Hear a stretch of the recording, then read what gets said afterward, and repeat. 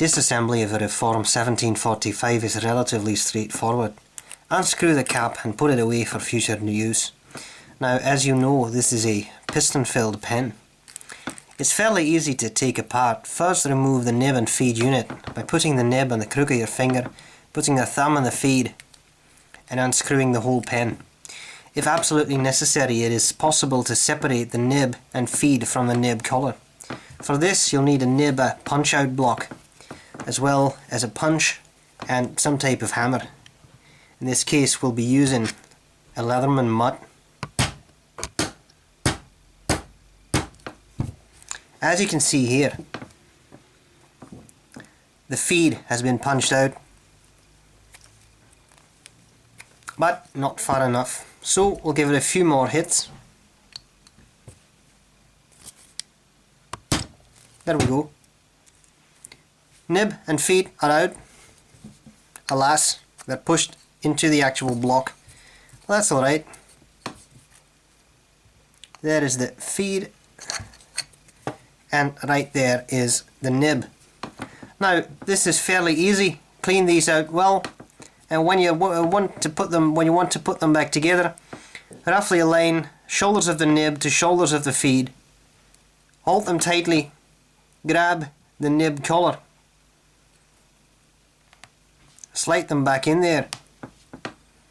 That should only... I think it doesn't really matter how you put them in. Once you're satisfied, you can screw that back in. Now, as the removal of the piston unit, actually that is fairly simple too. Just unscrew this. You see the piston seal down there, and the turning knob is turned all the way back. Now take a good hold and just keep turning. You may feel some resistance, but it's going to work. And then it just pops out. Here you have the piston guiding unit connected to the turning knob, and I've been unable to separate them. It's not really necessary. Take your punch. I'm going to screw it back to my tool.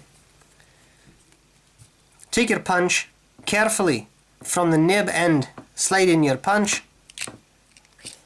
and you can just push out the whole piston. Apply a little bit of silicone grease there. Be careful not to lose the guiding ring. Put a little bit of silicone grease on the threads for smooth operation, and then when you are ready, slide it back in from behind again. Take the turning knob, carefully slide that around the feed, or actually slide that around the piston. Screw it back in place, and as you can see, everything operates smoothly, no problems. Take your nib and feed unit, screw it back in, cap the pen, sit back, and have yourself some haggis.